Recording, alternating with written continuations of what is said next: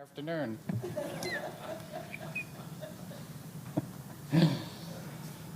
Okay, now can you hear me? Yes. So I'm still David Ferriero. I'm the Archivist of the United States, and it's a pleasure to welcome you here to the National Archives building for the closing keynote conversation of our series of national conversations. In 2014, if you've already heard this, it's okay because we have new people in the audience, but in 2014, I attended a Civil Rights Summit at the LBJ Presidential Library to mark the 50th anniversary of the Civil Rights Act of 1964. The summit brought together 4 U.S. presidents, civil rights leaders, scholars, and activists together to discuss the future of civil rights advocacy in America.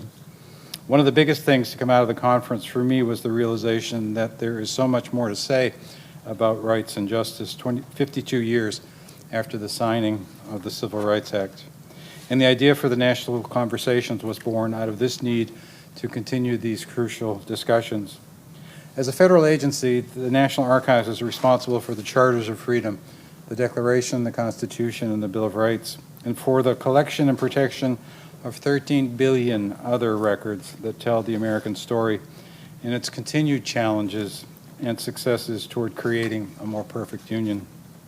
We have chosen the 225th anniversary of the ratification of the Bill of Rights to feature an exhibit, Amending America, in the Lawrence F. O'Brien Gallery upstairs. As the permanent home of the Bill of Rights, no institution is better poised than the National Archives to not only celebrate the anniversary of this extraordinary document, but also explore its meaning for civil rights today. We wanted to use this moment to engage Americans in conversations about complicated issues such as class, gender, politics, race, religion, and sexual orientation through our national conversations. The content of the discussions build on the National Archives holdings, connecting key fundamental documents to the challenges before us. But our larger goal was more ambitious, to advance discussion of these critical issues in communities across the nation and to bring to the forefront challenges to rights and justice that persist 225 years later. Over the past year, several National Archives locations across the country, as well as other cultural institutions, have hosted the national conversations. Our first one concerning civil rights and individual freedom was held at the Jimmy Carter Library in Atlanta in May. Subsequent conversations concerning LGBTQ human and civil rights, women's rights and gender equality, immigration, barriers and access, and educational access and equity were held in Chicago, New York City, Los Angeles, and Dallas. And now we're here at the National Archives building for our final event, Building a More Perfect Union, an event which brought all of these conversations together. I want to express our gratitude to our partner, the National Archives Foundation, for supporting this series, and a big thanks goes to our lead sponsor for the Amending America Initiative, AT&T, as well as the Ford Foundation and Seedlings Foundation for their belief in and support of the national conversations. And now I'd like to introduce Alelia Bundles, who is the president of the National Archives Foundation.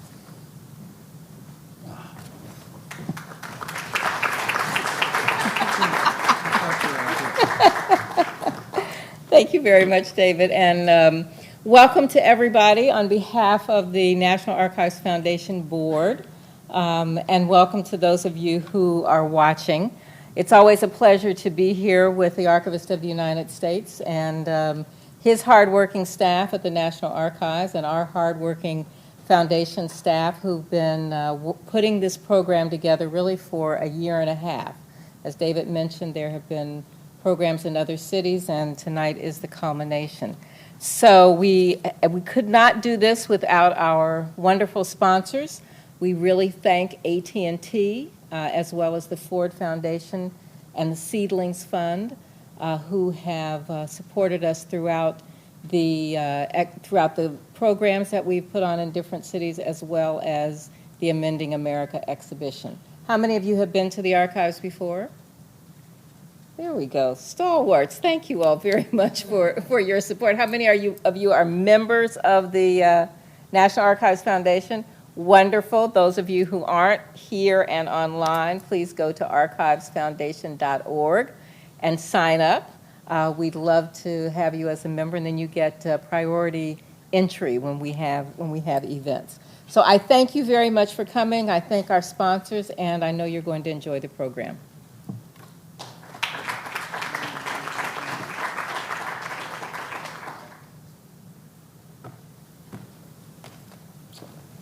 And before we begin the panel, we're going to view an introductory film featuring Congressman John Lewis, narrated by Cokie Roberts, entitled Amending America.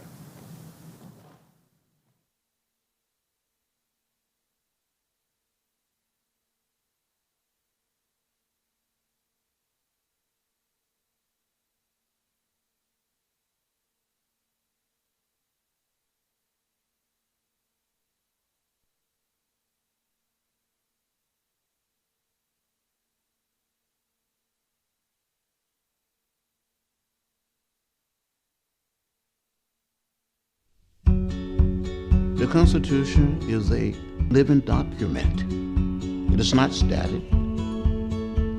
As citizens, we need to make it real, not just for some of us, but for all of us. The phrase "with liberty and justice for all" mean all. We're one people. We're one family. We're the American family. The discovery of an individual's liberty is one of the foundational values of being an American citizen. America has been struggling to define the rights and justices associated with that liberty since the creation of its Constitution.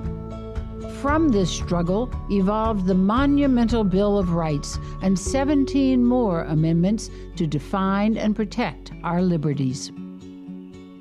Over time, the amendment process has been tested by a nation whose national sense of liberty, equality, and the inclusion of all citizens evolved with turbulence and struggle.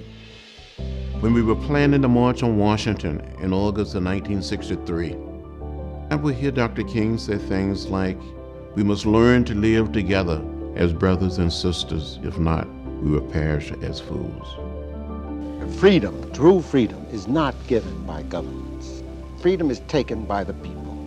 The people of America are becoming aware that this freedom to their fellow human beings, and I call them human rights, are theirs to give. The issues that compel America to continue to define equality and fairness, I think it's innate. I really believe that it's in our soul, that we believe in freedom, freedom of the individual. We believe that humans have a right to peacefully coexist with fellow human beings. So there are two monumental statues on the Pennsylvania Avenue side of the National Archives building. One inscribed, "Study the past," the other, "What is past is prologue." The message is we should be able to learn from our history so that we're not repeating the same mistakes over and over. And the role of the National Archives is to ensure that people have access to the records that demonstrate how those rights were achieved so that we can learn from those records. With over 11,000 proposed amendments to the Constitution, and only 27 of those actually ratified, our pursuit of rights and justice continues to be a vibrant part of our democracy. It's up to every generation of Americans to own our democracy and continue this national dialogue of defining our personal liberties.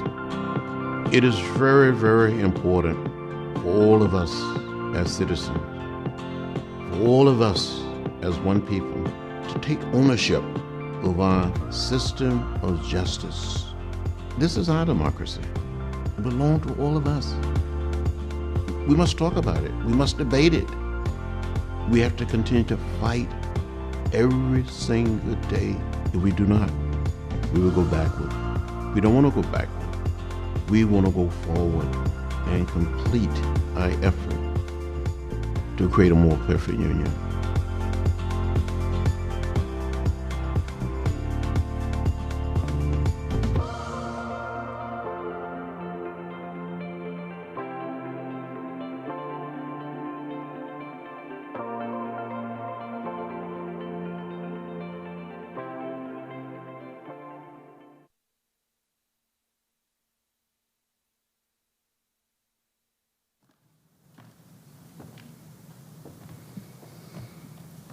As a democratic nation, the United States has sought to spread democratic ideals and principles throughout the world.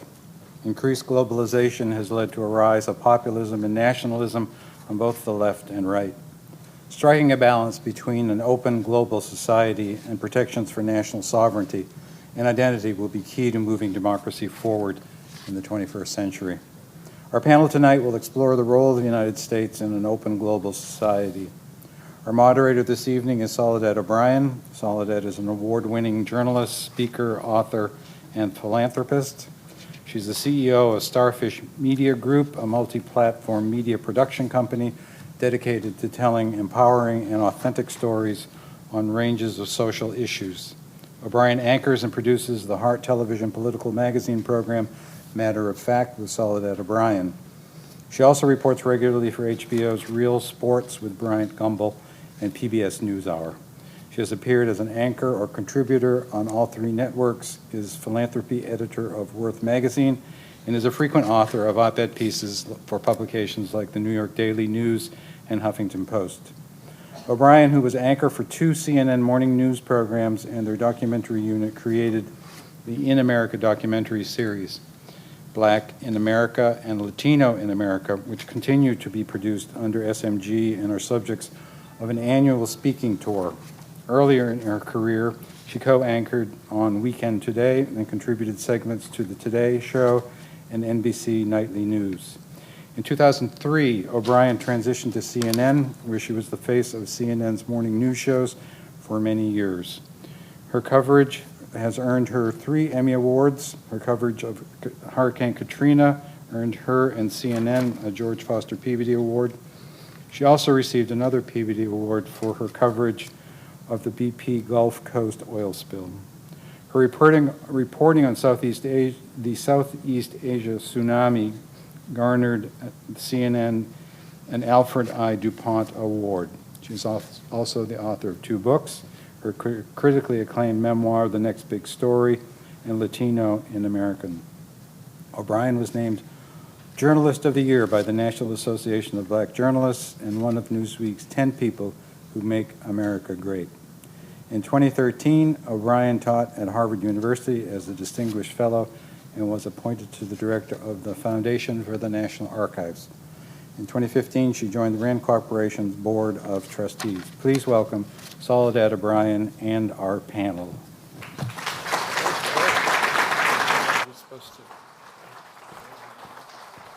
Come on out, gentlemen. Good evening, everybody.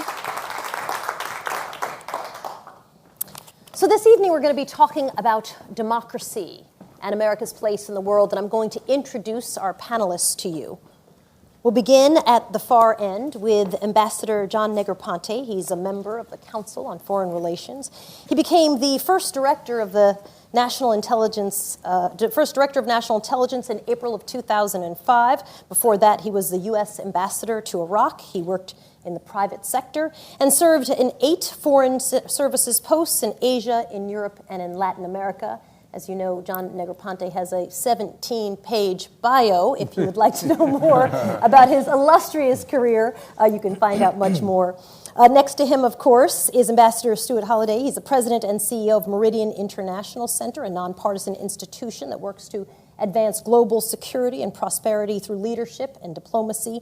He served as the U.S. ambassador for special political affairs at the United Nations. And right next to me is Secretary William Cohen. He's a chairman and CEO of the Cohen Group. His 31 years of public service include stints as a congressman and a senator from the great state of Maine. He went on to lead the Department of Defense under President Clinton. It's nice to have all of you gentlemen with me, and again, with very, very long resumes that I encourage you to look up fully. I want to talk about the world today and America's place in the world. What does democracy mean today in 2017? Secretary Cohen, why don't you start us off? Well, I think you've conflated the two in terms of democracy and what's our role. I don't think we know for sure what our role is in the 21st century. We've been through a period in which the United States has been the dominant force in spreading democracy, openness, accountability, rule of law, embracing of all religions, ethnicities. And we've been through this period now in which we're starting to retrench. having been through 2 wars, wars continuing, so there's a retrenchment on the part of the American people. And so it's not exactly, sorry, it's not... Do you need to take that? It's very high tech. I mean... No, if it rings, Mission Impossible, it's my wife. Do you need to take that? Take that.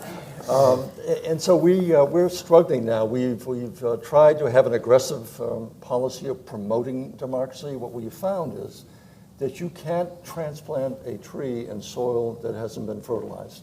It can't be barren, it has to be nourished. You have to have water, you have to have roots.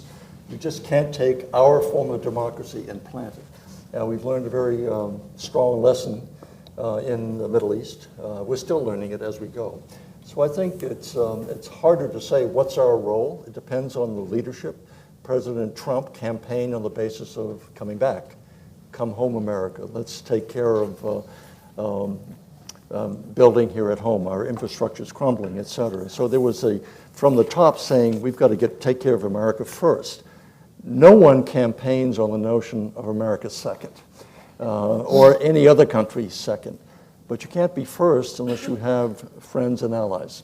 And so that's the rule. We try to build relationships with other democracies if we can to spread our security as far as we can. I don't want to give you a long senatorial answer and yield the balance of my time to my colleagues. What's the definition of democracy to you? Because what Secretary Cohen said, openness, accountability, rule of law, all those things, which actually are not technically the definition of a democracy. How do you define it, and how do you think about how it's perceived here today in the United States? So, I mean, I think, democracy means, the rule of the people, the participation of people in electing their government. And if you look at the last 40 or 50 years, there's actually been a great expansion of democracy in the world. The map looks very different. But it used to be that the idea of our democratic system and our values was sort of, in many cases, the ideal. The French, of course, we borrowed a lot from the French, but they ended up having several other republics in between the French Revolution and where we are today. It became, I think, moved from an expression of how we select our government to the idea of individual liberty and the idea that country governments, especially the United Nations, where we all have one vote, but some countries are not elected democratically. They're not representing the people of the country. So I think what we've seen is a little bit of a shift recently away from the democratic outcome or process as the highest sort of order for many countries to sort of stability. And that's caused, I think, a little bit of a shift in the idea of democracy as the forward principle that we use in the world to kind of express our values and who we are. So it's an evolution. It has ebbs and flows, but I think at the end of the day, there are, 7.5 billion people in the world, and the idea is, do they have a voice or not? And we in the United States believe they should, and I think that's a principle that drives a lot of our principles in foreign policy. What do you think has caused that shift that Ambassador Holiday is talking about? That shift from this idea of democracy as the forward thing, and now that's really, hey, wait a minute, let's make that stability as the forward thing. And maybe even a shift in how we think about democracy within the United States today. Yeah, I don't know how much of a shift there's really been. I mean, democracy can have many different manifestations. First of all, I'd agree with Stuart that there's been, if you take since World War II, there's been a robust growth of democracy because, first of all, you have to think about the decolonization process. There were 50 or so countries who were the original charter members of the United Nations, and today they're close to 200. There's something like 193. So there's been the proliferation of all these countries. They got self-determination, just like Woodrow Wilson wanted them to have.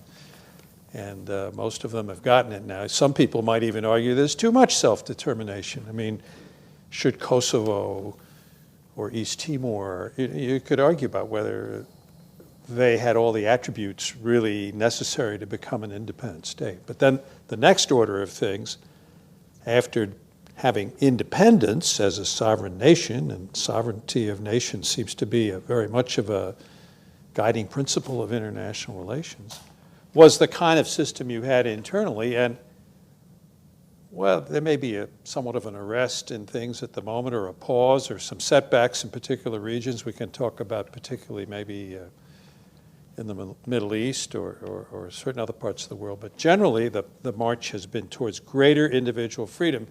And I think just one regional example, because it's one with which I have quite a bit of personal experience. I served 3 tours in Latin America during my 44-year government career, and the difference between the profile of Latin governments in this hemisphere today, and the profile in 1960 is almost like night and day. I mean, practically everybody wore a uniform in those days and had dark sunglasses and looked a little bit like a typical Latin dictator. There's still some of those instances at the moment, but they're very few and far between. And in fact, they're so few and far between that they become the notable, newsworthy exceptions, i.e. Venezuela or Cuba.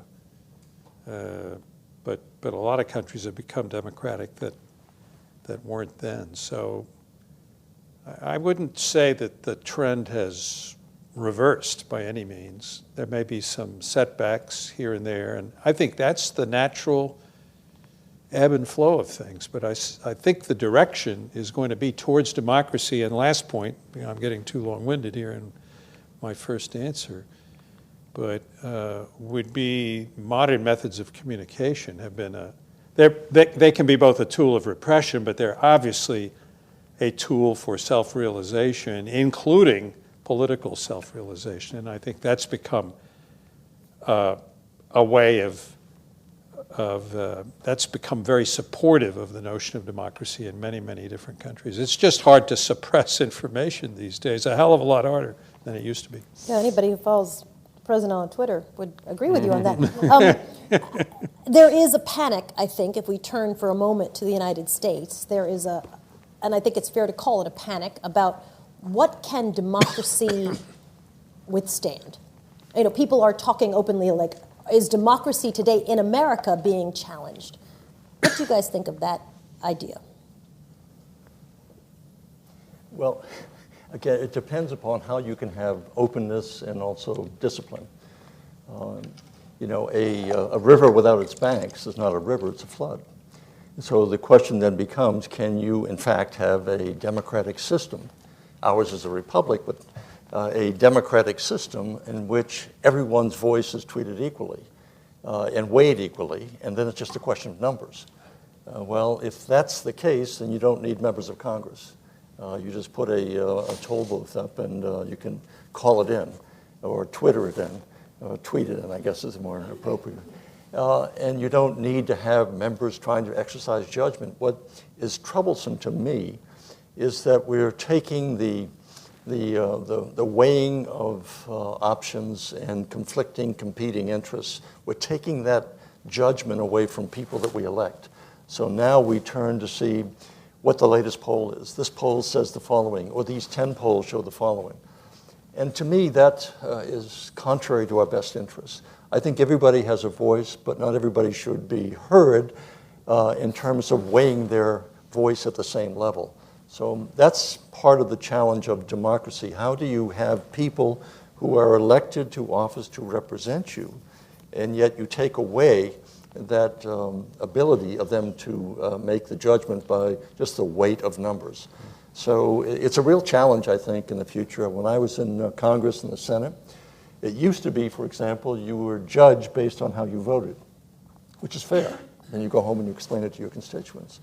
Then it became judged on whether or not you co-sponsored a bill.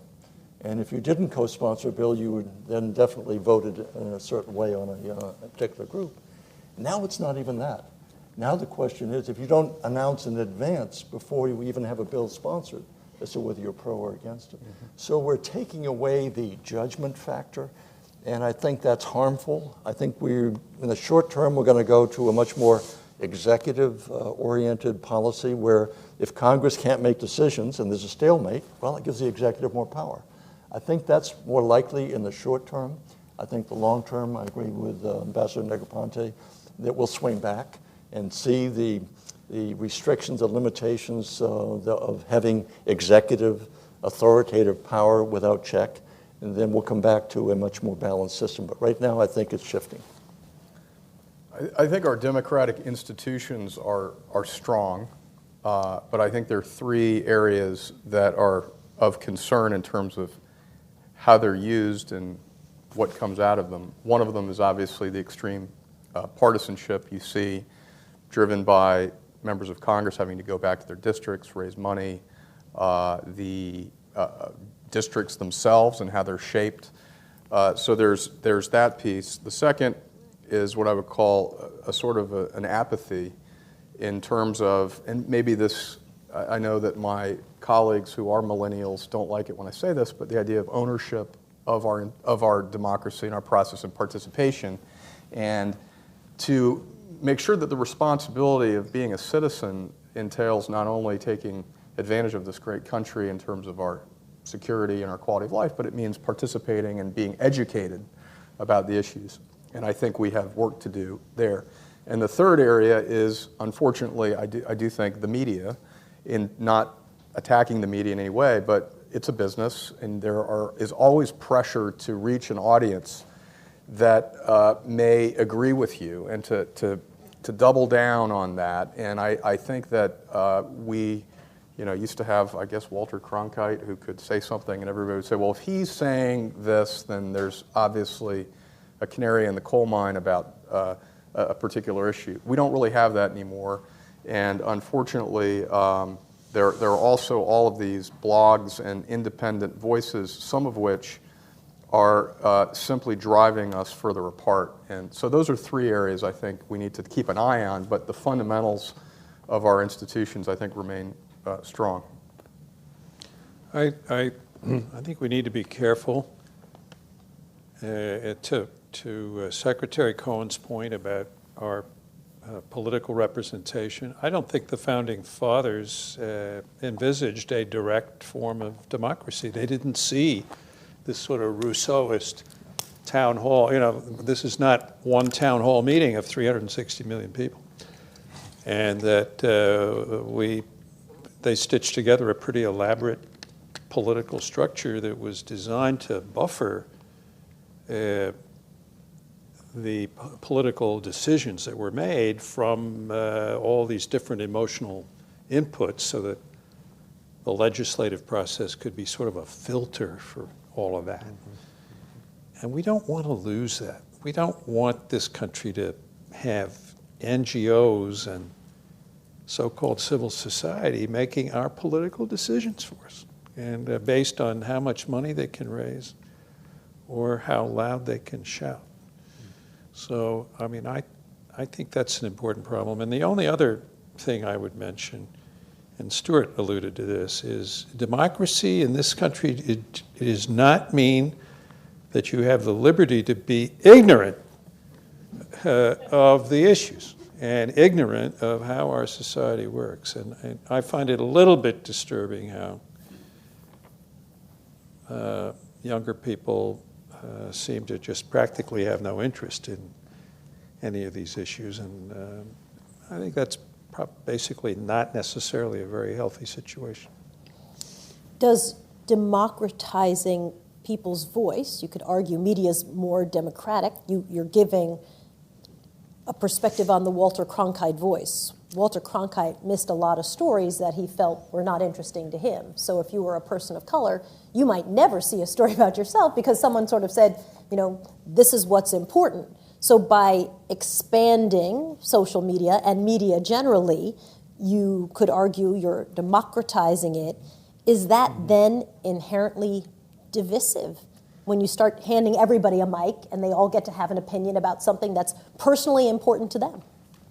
Well, the information age or the internet, it's a river, as I talked about before. It's a river where there's life flowing through. but it's also a sewer. And the issue is, how do you filter out the sewer from the river? That is so true if we're talking about social media. And when we use the Walter Cronkite example, Walter was a filter. ABC had a filter. ABC had a filter. You had the three networks. So they might be biased a little bit to the right or left, but you felt, at least at that time, unless you raised the race issue, which I'd come back to, you felt that basically they're telling you the truth. We don't have that confidence any longer. We don't know who's telling us the truth. The media has been certainly attacked, saying it's false, it's fake. And so who do you believe? Is it what's coming out of the networks, out of Soledad? Is it what's coming out of the social media?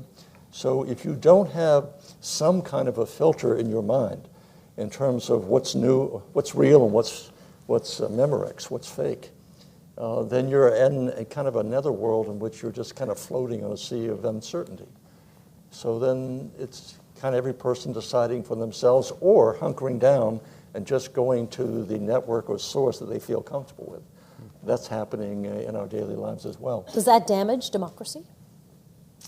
I think it damages it in the sense that this horizontal integration of information is now being verticalized, a new word. It is being siloed. So to the extent that you think that you're democratizing information, you're actually creating vertical silos in which it's going down and not being shared horizontally. That's a challenge, certainly in the political world in terms of intelligence sharing. We've learned that from 9/11.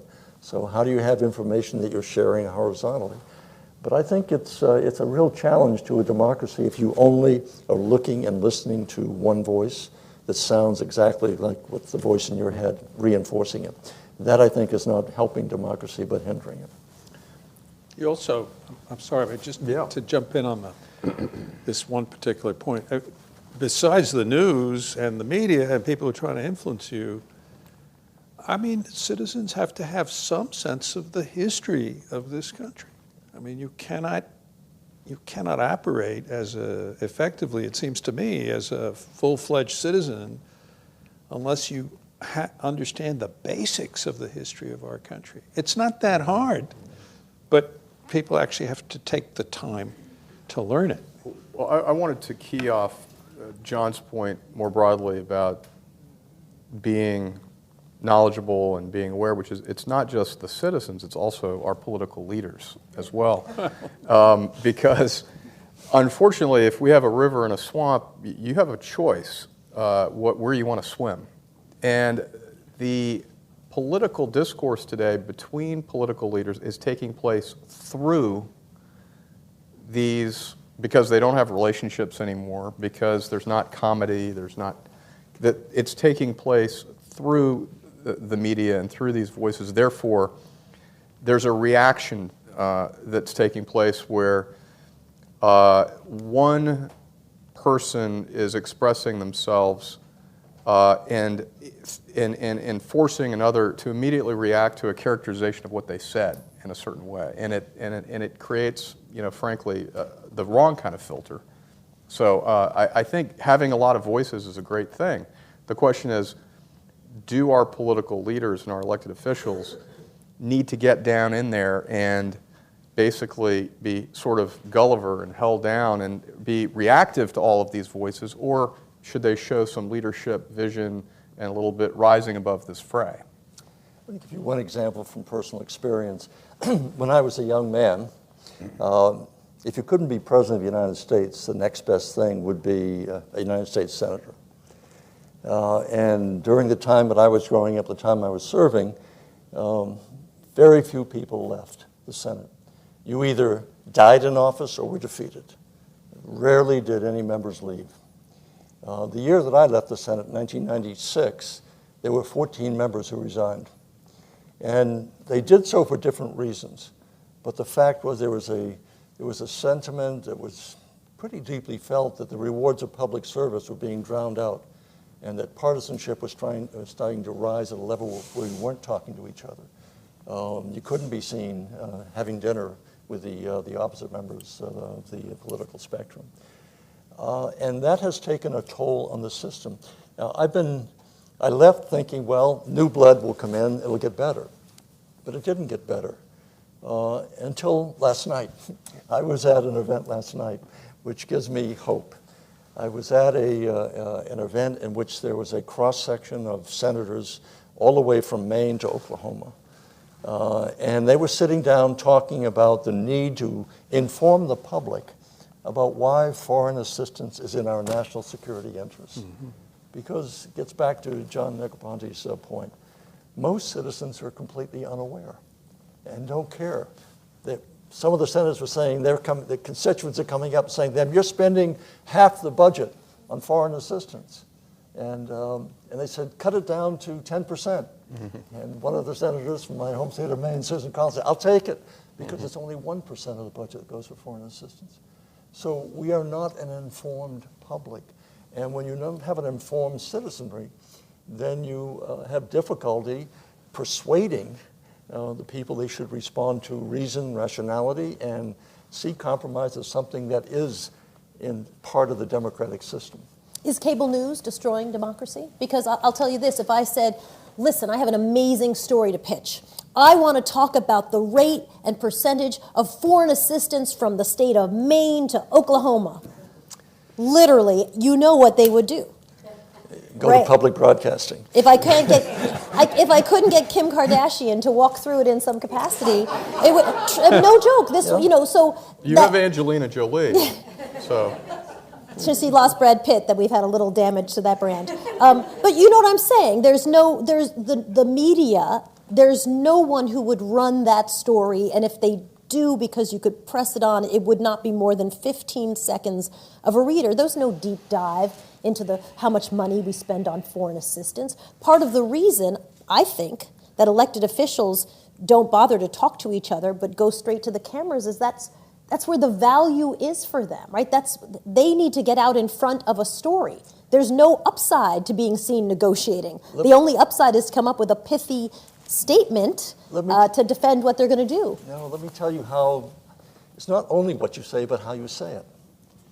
In terms of how would I try to sell this notion of making this an interesting story, I would say I'd go first to Walter Reed, and I'd show all of the soldiers who have suffered grievous injuries, no arms, no legs, half a head, whatever.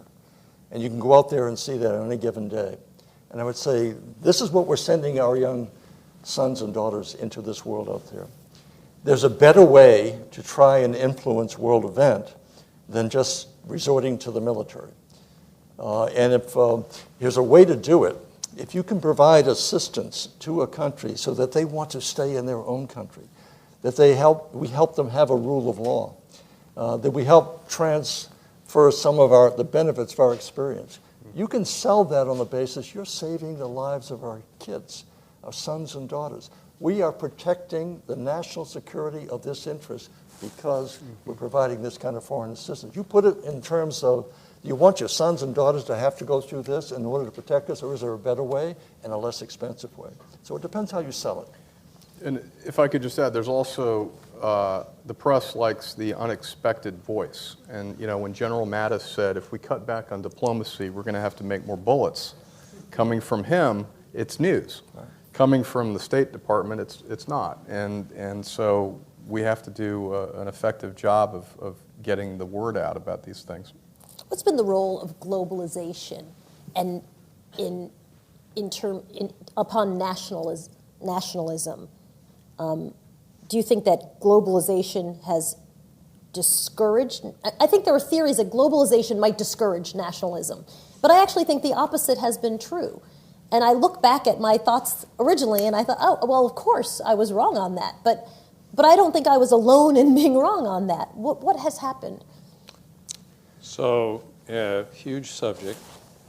Maybe I could start with Nafta, since I was involved. I was ambassador to Mexico, and I was there during the time we both conceived and negotiated the Nafta. And I think part of the idea of that was that we live in a global economy, that in order to be competitive, we have to find ways of integrating our manufacturing operations with our neighbors, which in fact we've succeeded as a result of implementing this NAFTA over a 25-year period. We've succeeded in doing, and we've gotten some benefits from developing this North American manufacturing platform that have actually made us more competitive globally. What the critics of globalization, and I think they sometimes conflate the issue of globalization with the issue of them having been somehow or another, their employment having been affected by technology and dramatically rising productivity of our remaining workforce. They think it's globalization that's done that to them, and it may not be globalization alone. And in fact, you could make the case that if we hadn't had these arrangements with a country like Mexico, more jobs would have gone to China, even more than have, say, perhaps shifted from the United States to Mexico. So the issues of globalization and technology have become intertwined as it affects certain parts of our workforce. And I think what we've seen in a number of countries, including our own, and I think that was a factor in our most recent election, is some of these people who have lost jobs as a result of jobs moving to other countries, becoming alienated with our economic system, and have fed this sort of populistic trend. And it's happened in a number of countries in the West. But I think that the answer to that is to not stop globalizing, not to end free trade, which I think would probably be even more deleterious to our economic well-being. I think it points up the challenges to our education system to help the workforce of today really prepare itself for the jobs of tomorrow. And as far as I'm concerned, that's probably one of the top 3 or 4 social issues in our society today, and I think it's probably one of the top 3 or 4 issues in practically every other industrial country in the world. I think as a nation, America has always had sort of an exceptional view of itself and a reluctance to suborn its sovereignty in any way to anybody else. And we're a nation of immigrants. We came, we forged this country, and there has been a certain degree of we're different. That said, I think there was a disconnect that's happened in parallel with this expansion of technology and the shift from jobs to manufacturing, from manufacturing to services, and that is, I think a lot of American people begin to believe that globalization for Washington was a goal, and it wasn't the environment we're actually living in that's sort of the way the system has moved, but it's the outcome that the elites seek is globalization versus globalization is a phenomenon driven by markets, driven by shifts in population, and we have to compete in that global environment. And I thought it was interesting that the president was in Iowa criticizing trade when a lot of Iowa's economy is dependent on international exports of agriculture and is very heavily trade dependent. But when you don't explain the linkages between your local economy and the export markets and what you need to survive, it's again, it gets back to an understanding of what these dynamics are. Well, to point out the irony of the president being in Iowa criticizing trade, he has appointed the former governor of Iowa to be the ambassador to China, which he, during the course of the campaign, said was our economic enemy or adversary at that point. So it gets really back to education at all levels. We can't stuff technology any more than can stuff time in a bottle. It's out. And technology is really erasing many of the jobs and opportunities we've had in the past. So the question becomes, how do we keep ahead of this technology? How do we keep educating people to do more? And part of it has to do with the leadership on the part of, from the president on down to members of Congress to the state houses. We haven't been honest with the American people. We haven't been honest in the sense that We have promised more than we can actually are willing to pay for. When I was growing up, if my parents borrowed any money, they would borrow it on my behalf. Today, we are borrowing money from our grandkids and signing the bill and say, you pay the check. It's an inversion of our sense of responsibility to future generations. So part of it has to do with technology and what it's doing in our lives. There are many people like me, I would say, maybe I won't speak for John Negroponte, but I'm receiving Social Security. I really shouldn't be.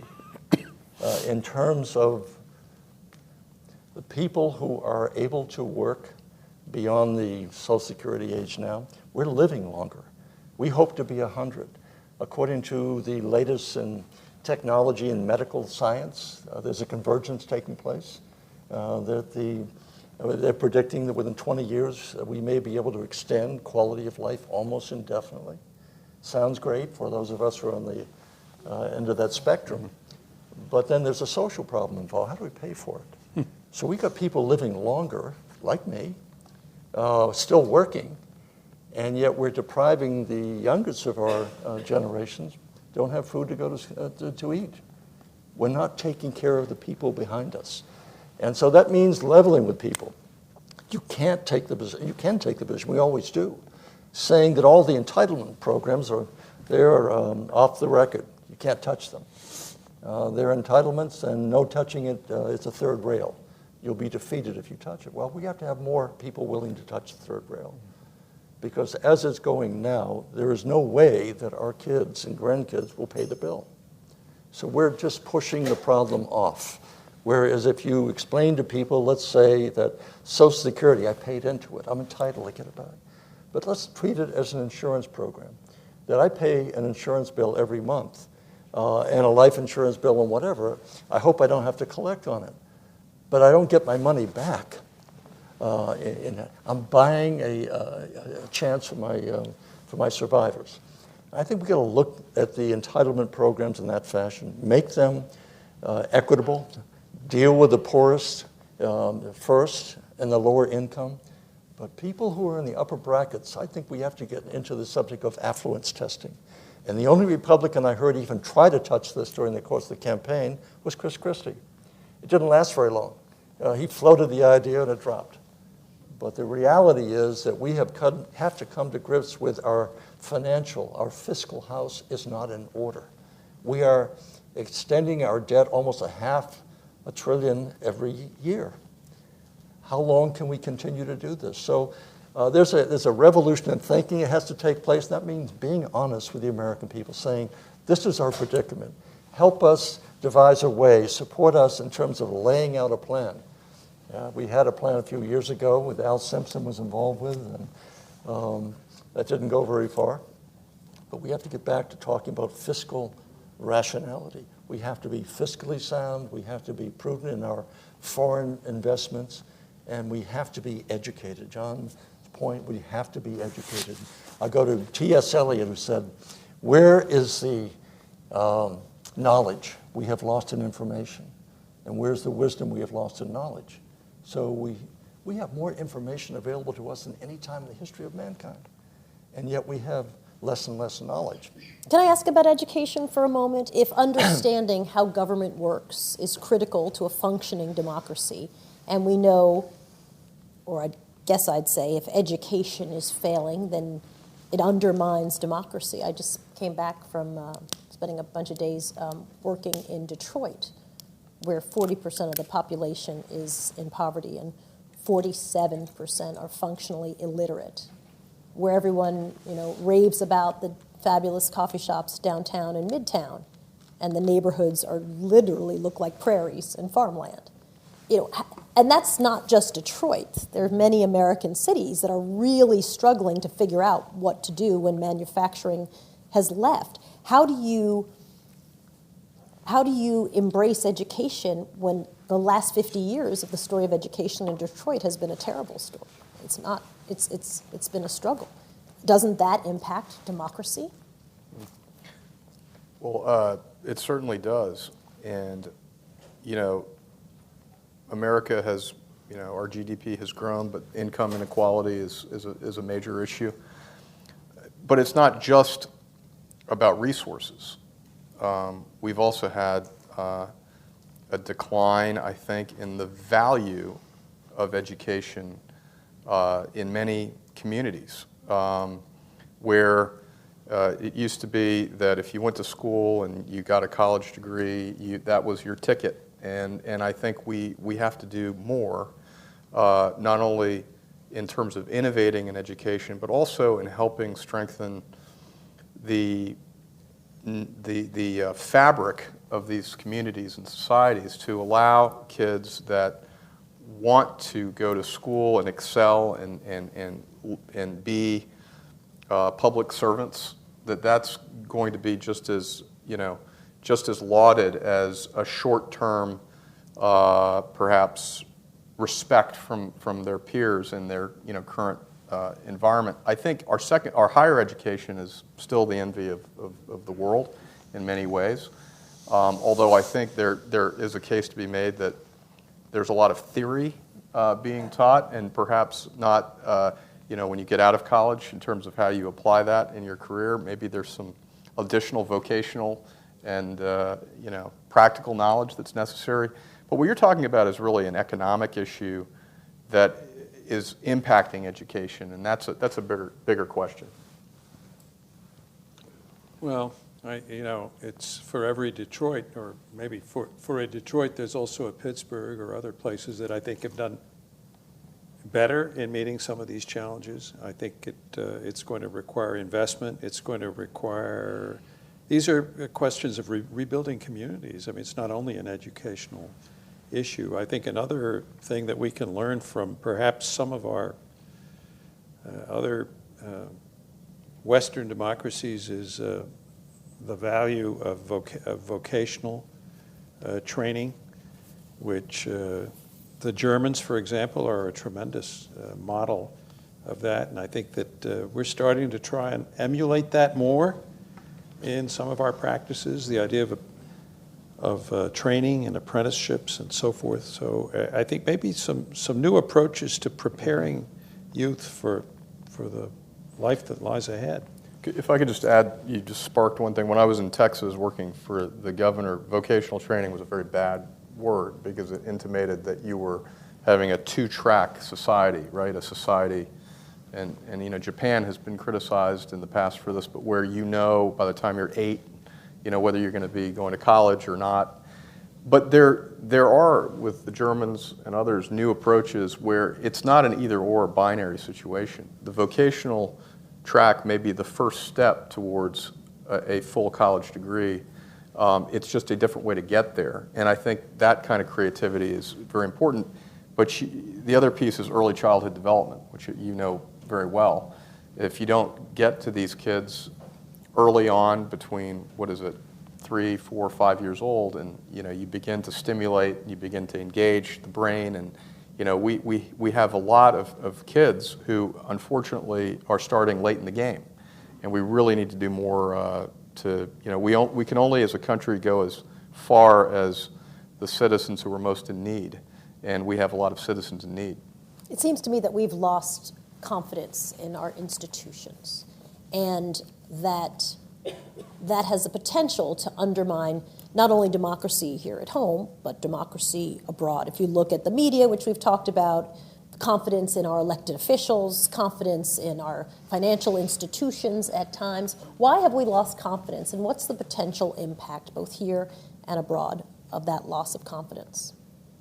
Well, dysfunctionality. If you don't have confidence in your institutions, then everybody is fighting every person for themselves. Part of it has to do with having respect for the institutions, perhaps knowing even less about them. For example, in my mind, until recently, the Supreme Court was the most respected institution in the country. And yet the Supreme Court had a veil that was dropped, didn't have public proceedings for the most part in terms of their decision making. And so people said 9 disinterested judges deciding the rule of law, and you could have a 5-4 split, and that was okay. The public would accept that. And part of the reason that we admired the institution is we didn't really see how it worked. And you transfer that to Congress now, and I go back to my own participation in that. I remember when Howard Baker came to me, Senator Howard Baker, he said, we ought to bring television into the chamber. And I thought at that time that was not a particularly great idea. The Senate used to be kind of a club of 100 members who met, who debated during the course of the day, and then went out and had a drink at night and worked out arrangements. Once you put the camera on, and now you have people who are not talking to each other, talking to the camera, because that's now being recorded for every potential opponent you have in the future. Hasn't that democratized the ability to see what is happening from your elected officials It has, technically you pay as a taxpayer? It has, and what it has also done is diminish the respect that... Familiarity breeds contempt? If everybody has the same knowledge base, then there's no reason why you hold somebody else with more reverence or respect. Because you would assume that people who are elected to Congress have access to information which is not available to everybody. Some of it's classified, most of it is open, but you used to defer to their judgment. And today, if everyone is on the same level in terms of information, then you have less confidence or respect for that institution. So that's a downside. It's not saying let's not have openness. It's just it doesn't come with all assets and no liability. And that's one of the issues that people have. There's only one institution left in our country that really enjoys the respect of the people, the military. The American Armed Forces are the finest in the world. And when you see them in action, you understand why they're the envy of the world. But people defer to that. Look at what we're doing now. We have a president of the United States, and I'm not being partisan here, but he said, I'm going to defer to the military in terms of how many troops we might need in this particular So can I jump operation. in on the military? Oh, okay. Just for a sec, because I think I think it helps, or I want to try and help answer Soledad's question. I served in Vietnam as a diplomat. I was there from 1964 to 68, and then in the Nixon administration, I was the director for Vietnam for a 3-year period under Henry Kissinger. And I remember taking a trip to Saigon when I was on Kissinger's staff in 1970, and I visited one of the military hospitals in Saigon, and the doctor there explained to me that he was getting at least 2 or 3 cases a night of people coming in who'd taken several vials of opium or whatever narcotic it was, but they were out of it. And General Abrams, I remember, was telling us, I remember visiting him once with General Haig, who was then Henry Kissinger's deputy, telling us about how they would give beer to soldiers. They would allow them to have a certain amount of beer out at the outposts out because in part to help deal with this problem of addiction, so they'd be allowed to drink a little bit when they were out there. And then, as you know, I mean, our military had a terrible, terrible problem with addiction and all kinds of disciplinary issues after the Vietnam War was over. But they proved something about institutions that is very important, which they can, under the right leadership, they can reinvent themselves. And that's what happened with our military. Well, let me give you, I agree. Right. We were at a low point following Vietnam. And it was at that low point that we said, we've got to recover. We've got to recover confidence. We've got to rebuild our military. And guess what happened? It didn't come from inside the military. It actually came from Congress, called Goldwater-Nichols. It was Congress who determined that we have to help change things, because change rarely comes from inside of any institution, corporate, government, any type of institution. Change has to come from outside as well. And so Goldwater-Nichols was passed. We changed the way the Joint Chiefs of Staff operated. Then we had a situation, I am really involved in this issue, Special Operations Command. I helped get that through with the help of Sam Nunn. And the military was absolutely opposed to it. They said, fundamentally, we don't want a Special Operations Command. Senator Nunn and I were able to overcome that. And guess what? Special Operations Command is now perhaps one of the highest rated. In fact, I just spoke to the 30th anniversary of this. But we did, in fact, rebuild from within, saying we've hit bottom. We have lowered standards. We've got drug problems. We've got violence problems. We've got post-traumatic. We've got all of these problems. We're going to rebuild. Is that a metaphor then for these other failing institutions that I think most Americans would say they have is it, well, maybe there's a vision where people have faith again in the media, Yes, and people yes. have faith in banks, and is that a... That's what John is saying. Well, resoundingly so, because I think resiliency, it's a little bit of the, if you would, in the Schumpeter theory of economics, of sort of creative destruction. And I think you go through this process of people reinvent. I think that what Bill was talking about with the senators that he met yesterday who are looking for ways, they are witnesses to the effectiveness of some of our programs abroad. And they've finally woken up and said, my God, no one's getting that message across to our public. We're going to have to do something about it, if I've heard you correctly. Yes, Yeah. exactly. I want to That's just... a form of before I let you reinvention. speak, Yeah. which I will in 1 second, I just want to tell folks, anybody who wants to ask a question, I want to invite you to come up to one of the microphone there or there, and I'll take your questions in just a moment, so go ahead. Well, I was just going to say to your broader point is I think there is a crisis of leadership more broadly in the sense that the distance between leader, as you mentioned, and citizen and the citizens have demanded this to an extent, but there is a loss of I guess respect in certain cases. Maybe Watergate, it might have had something to do with it. There might be other issues where in other countries where you've had when Charles de Gaulle took his helicopter from Paris and went to Alsace-Lorraine, where all of a sudden people thought this man was almost June of '68. almost a godlike figure, this great leader. When Winston Churchill lost his election after World War II, after his victory, we're doing it with our athletes. We're doing it with almost everybody. We tear down. We build up and then we tear down. And I think, to a certain extent, I think there's a certain degree of not wanting to feel that there's somebody that has some sort of divine authority over us, that we've become a little bit leery of leaders. Not in every country, by the way. In some countries, the strong leader is going strong. But in ours, it's tough to emerge as a hero. Who are our heroes today? A final question before we get to our questions that have lined up. What's the greatest challenge to democracy today? I'd say one word: ignorance. Yeah, well, education, which I think is just Yeah. sort of another way of saying the same thing. We've got to inform ourselves. If you can, I think it was Jefferson who said that. If you think you can be free and ignorant, you're fooling yourself. You have to be informed, especially today. So information, and with information, you can then at least try to survive in a very competitive world. One other thing I want to add about John and Stuart.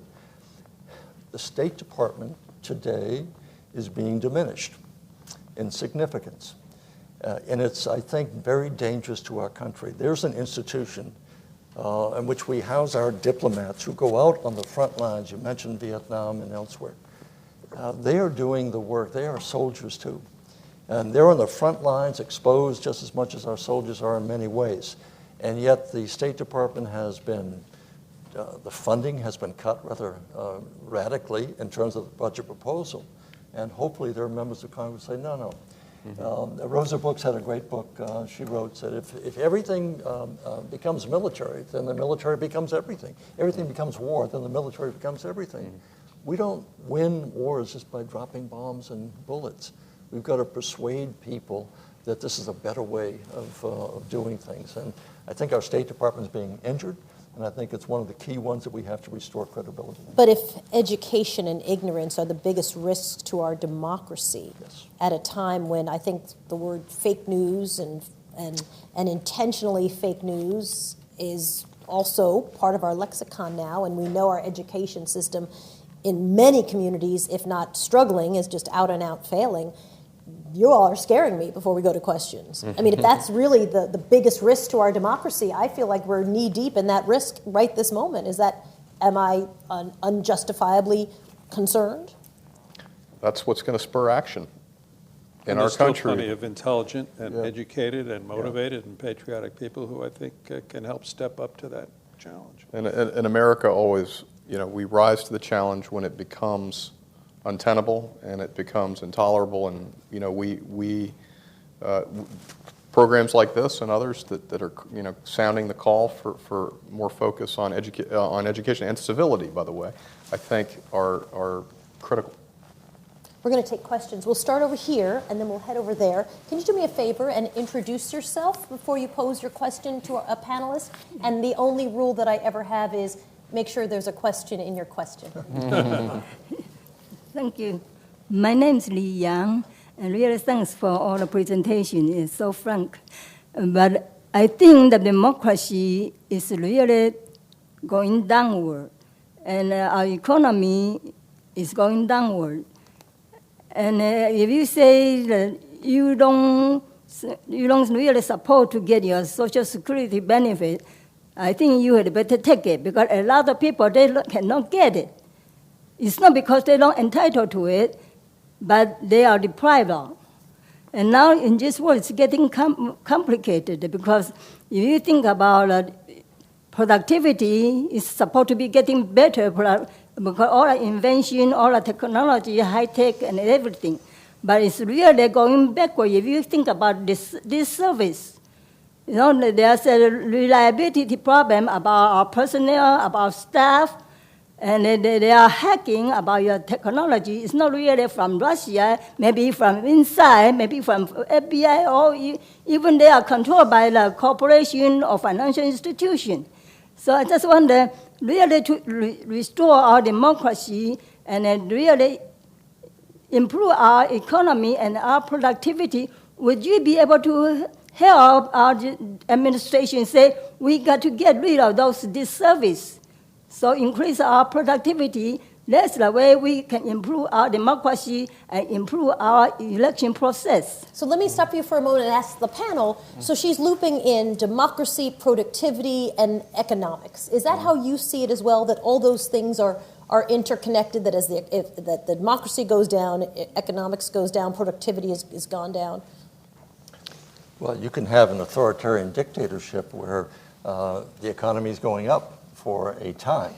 So you can't link them intricately like that. I think the point is, that I don't want you to misunderstand what I said. I think the fundamental challenge for the United States is to put our fiscal house in order. And that means, try to move toward a balanced budget. The last time we had it was during the Clinton administration. And there was a reason for that in terms of the tax policies that were put in place before that. But the notion that you have a fiscally sound policy means that you will take care of the people at the top, the age group beyond 62 and 65 and 68 and those above, who need it. But in terms of going forward for the younger generation who are in their 20s and 30s, saying you're going to retire when you're probably 75, maybe longer, good living longer, because you can't continue to expand programs without a workforce that can support it. So that requires education, to educate the new generation coming up, to have higher skills or better skills for the environment. And it also means getting control of your spending habits. And if you simply lock in payments, regardless, again, I'm working. I'm happy to be working. I'm healthy. But if I weren't, I want my Social Security. But frankly, I'd rather see money that goes to me go to some inner city kid who's not eating well and not having an education. Now, that may sound a little bit too socialistic, but I think it's more about how do we invest in the future, taking care of our older generation, but having a balance. Right now, we don't have a balance, and so the kids in the lower end are hurting, and the people at the upper end are hurting as well, except for those who are well-to-do. I think you need a strong economy to have a good democracy, but I think our productivity isn't the issue. I think the United States is a productive country. We're a center of innovation. There's a lot of exciting economic energy coming out of the United States. I think the problem is what Bill said, which is taking care of the house, taking care of the infrastructure. Our infrastructure needs a lot of work, but also making good policies that relates to our fiscal policy. But our private sector, our technology sector, there's a lot of good things ahead. And I don't think any country in the world would trade places with us. Question over here.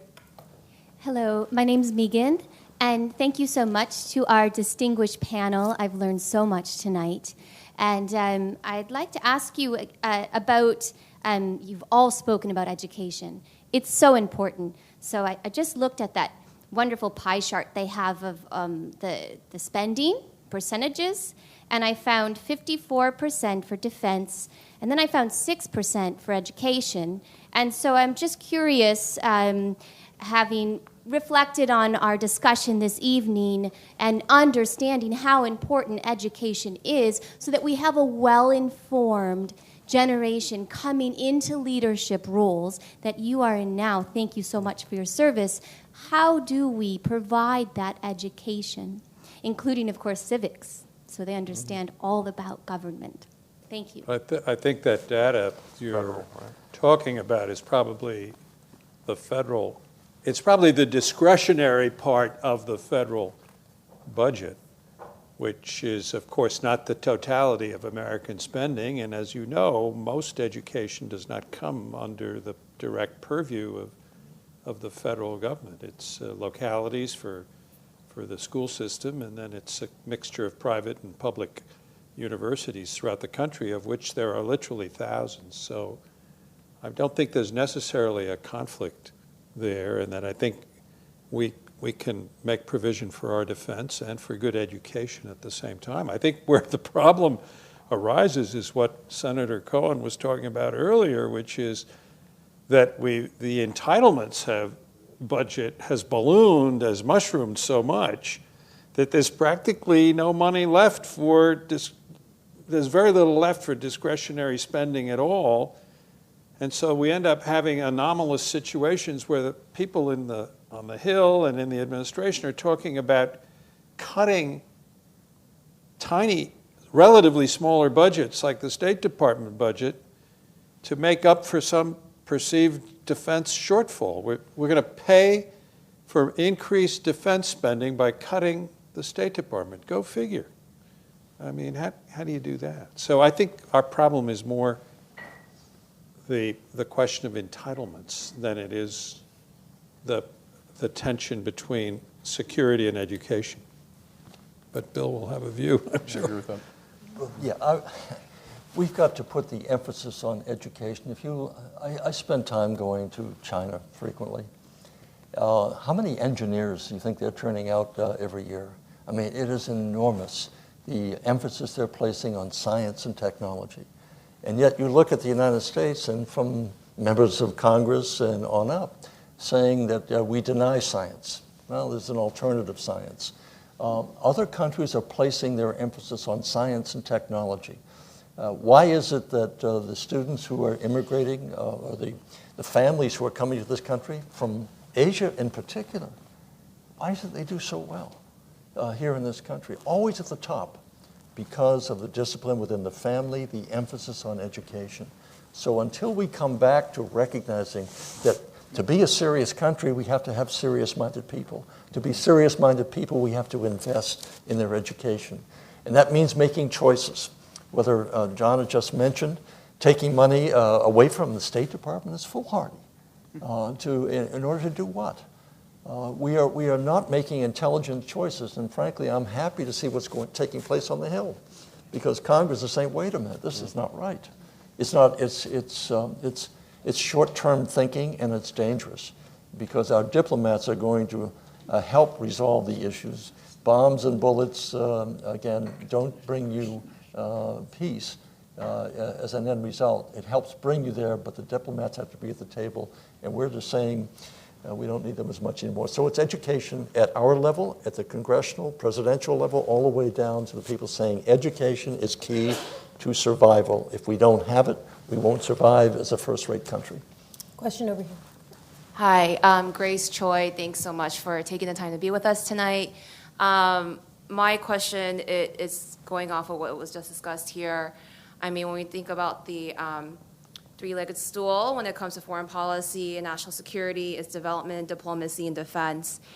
And I appreciated your point on the role of Congress right now in terms of accountability to the executive branch on the proposals to do reorganization of the State Department and USAID structures, and also the CSIS task force that was recently launched in a bipartisan way in order to look into reform and reorganization on development assistance. And I am curious because someone had mentioned here having unlikely actors speak out for development assistance and diplomacy, like General Mathis. When it comes to the role of civil society and nonprofit NGO organizations, what can they do in order to advocate in an effective way in this very unique political dynamic to ensure that diplomacy, development, defense are taken into consideration but has equal weight? If not more, we're making the case right now really that State Department USAID really needs more attention. So Go ahead. So I run an organization that's 75% funded by the State Department. So this is near and dear to my heart. I think Bill's part of a group called the U.S. Global Leadership Coalition, which is doing a fantastic job in reaching out to not the usual suspects, but business leaders, defense leaders, and the like. But I would say that you look at when we've lost capacity in one of these areas. So, in the late 90s, we merged USIA and the Arms Control Agency into the State Department. It's very hard to rebuild that capacity once it's gone. Mm-hmm. And, of course, the State Department needs reform. I mean, John ran the State Department and knows that there's probably areas where you need to have efficiencies and do things. But this wholesale idea of taking a pen and saying 30% or 50% or, and you figure it out, it's really not the way we should be governing. And so there are limitations to 501c3s in terms of lobbying or advocating, but groups like the Alliance for International Exchange, the U.S. Global Leadership Coalition, others are the voices right now. And I'm heartened by what I'm hearing from your colleagues a little bit, if they can carry the day. Well, you said something important earlier. You said, where are the heroes? You remember the Paul Simon song, Where Have You Gone, Joe DiMaggio? We're looking for Joe DiMaggios. And chances are we find them beyond the political realm. I didn't want to name drop, but last night I was with Bono. And there is a man who is deeply committed to foreign assistance, to helping the poorest of the poor in the world. And so he's a star. He is able to gather people together. Sports figures, they're heroes. So we need more sports figures involved in saying this is a good thing to do, because people will look up to those they think are non-political, in a way, our musicians, our artists, and our athletes will have a great deal to say about setting the priorities right and trying to say, let's look at the world in a different way. And so it takes leadership, the heroes, and many in the political world aren't the heroes. It's beyond the political world. Question over here. David Abraham, very well educated and over 60. I have Social Security is safe. I'm not touching it. I have a multi-part question. How do we educate a people who only care if it adds to their bottom line? Second, couldn't we have a proper representative democracy if we stripped big money of its power over government? Next, how do we accomplish anything with the people who don't want to pay taxes? And finally, do you know anyone who wants to employ somebody over 60? Okay. How do we educate people who only care about their bottom line? Well, you're talking to corporate America. Corporate America hopefully will develop a sense of obligation beyond the bottom line, but that's what they're in business for. Corporations are there to make money for the people who invest in them. I have argued this issue with some of the boards that I have served on, saying that I didn't think that they were serving a public purpose. And they said, that's right, we're not serving a public purpose, we're serving the purpose of our shareholders.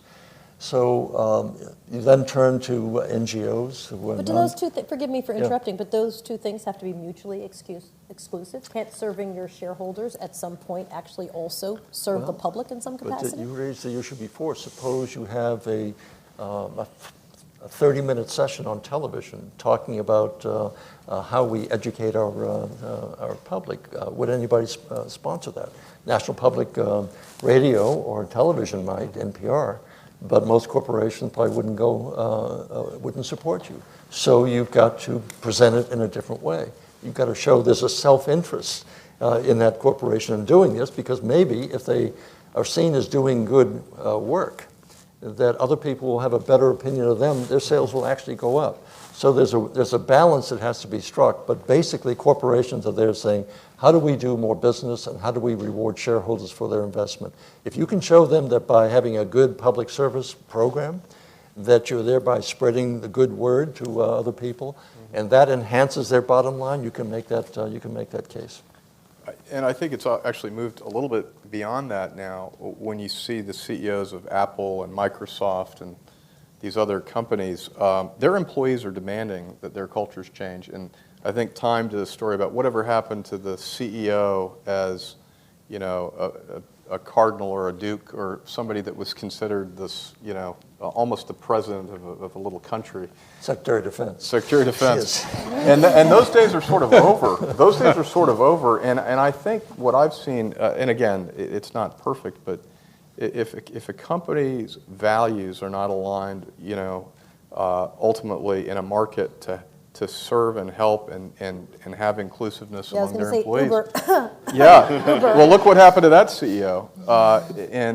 You know, so there's a lot of road to go there. But I know you asked 3 questions. I have the John, second one. Want me to John, do you want? John, can I throw you his second question? Well, I mean, corporate social responsibility, I think, has become a function that is almost universal in medium and larger size corporations. And so I think a fair amount of thought is given to it. I'm thinking the example, I did some work for Walmart, and I mean, they've transformed themselves philosophically in recent years about environmental protection, and particularly about you know, some kind of zero carbon future and orienting their activities towards achieving that. So I see some hope there. I really do. Big money. Oh, big money in politics? Big money in politics give power over government. How do you take big money out of what happened I to wrote McCain short-handed, Feingold? fast notes. Well, let the senator That's answer personal. that one. It's one of the reasons I decided to get out of politics. Not because I come from a small state. It didn't cost a great deal for me to run the state of Maine. But I found that many of my colleagues were on the money trail. And it's true today, that they leave on Thursday night and head out to their constituency, but also to raise money. And it's nonstop. And it goes on till Sunday night or Monday, and they come back on Monday night, and it's Tuesday, Wednesday, Thursday, they're off again. And it's the constant money chase, which I think is it's really undermining our system of accountability. You need to have members of Congress sitting there debating and doing it more than 2.5 days a week. Some would see that as an asset, having them only there 2.5 days a week. But I think in terms of the seriousness of the issues that we have and the complexity, I mean, think about it. We have a very competitive, competitive and complex and confusing world. And so what we need to do is get clarity. We need to have informed judgments. We need to take the time to understand the issues rather than half the members of the Senate don't know what's in the health bill. And they won't know it until next week. So they should sit and make sure they're not out fundraising and do the work to understand that, that bill. So getting back to it, I don't know there's any answer to it because then it gets into free speech, First Amendment. And so they now have virtually no limits in terms of what can be spent by various PAC groups, and individuals can contribute up to $100 million on some of them. So I think it's corroding. It's corroding trust that money talks, and the rest of us have to walk. Can I throw his third question out, and then we have 2 more questions for our audience? He said, how do you accomplish anything when people don't want to pay taxes? When everybody wants a tax cut. Well, I mean, we spent a lot of time talking about education. How do you both talk about improving education, investing in education, and also let's give everybody... We just don't want to pay for them. right. I mean, nobody likes paying taxes, right? But I think It is a question of fairness, and it's a question of also how people perceive things like the corporate tax rate, where we actually have a relatively high corporate tax rate in this country. A lot of people think our corporations don't pay a lot of taxes, but that's why they've been moving offshore. And the question is, what do you do with that money? And there's a Congressman, John Delaney, who many of you may know, Montgomery County, who's got a great idea, which is bring it back and invest it in infrastructure. Don't give it back to the corporations, but make sure that money's staying here in the United States. And I think that there's always been a question of the rights of the taxpayer in terms of who's paying the taxes, which is the middle class, I mean, largely, freighting a lot of the load, and how do you get fairness? And that's another sort of third rail issue, because you have a group of people that says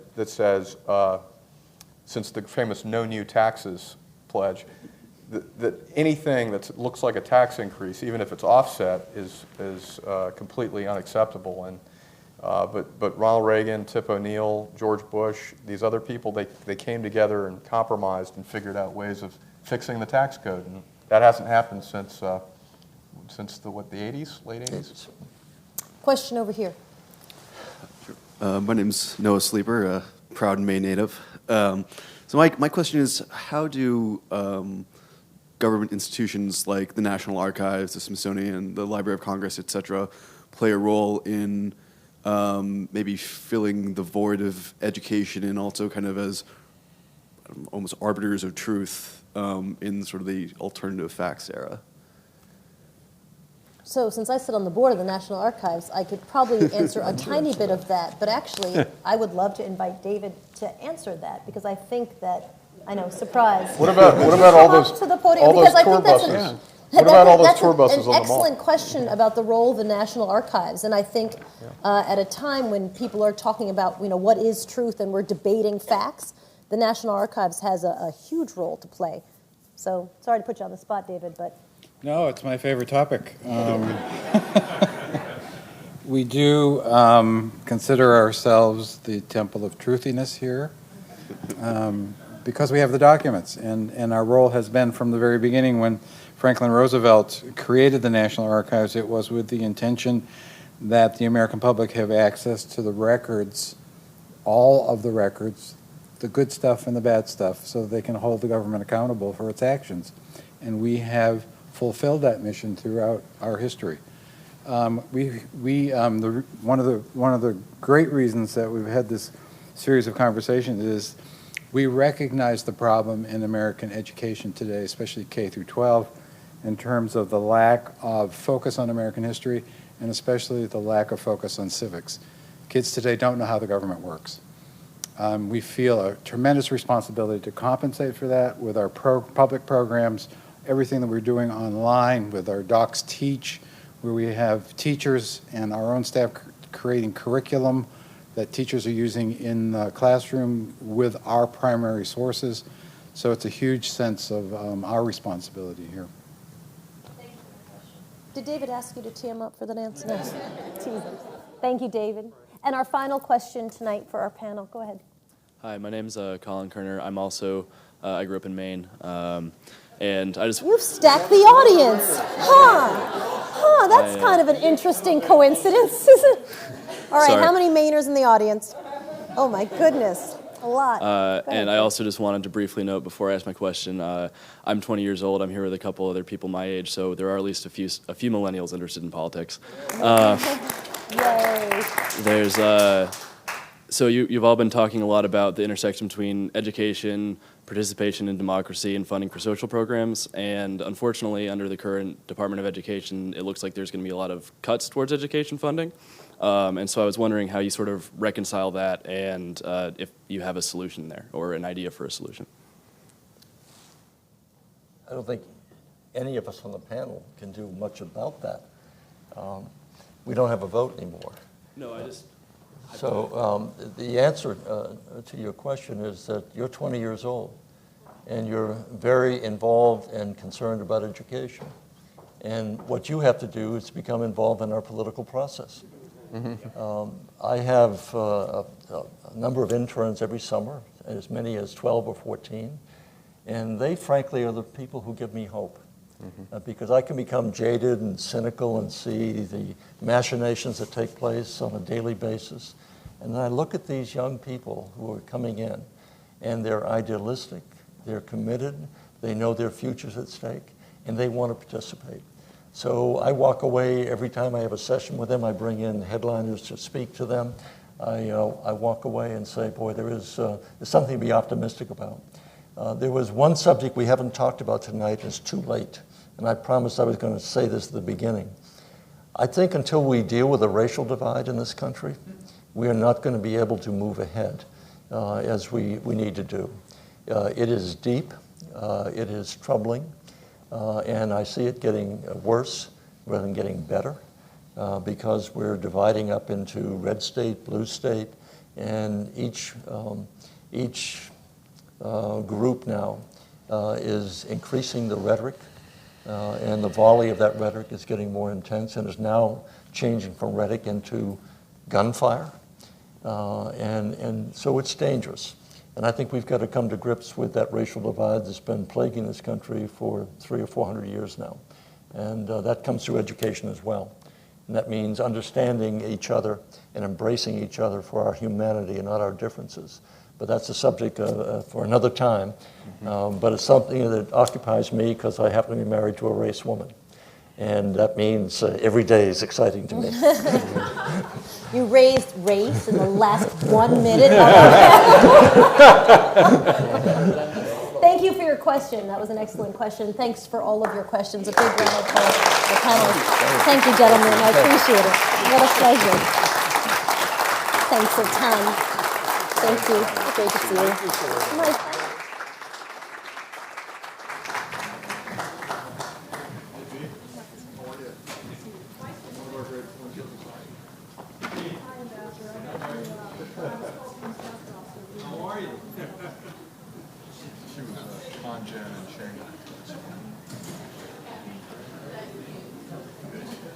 All right.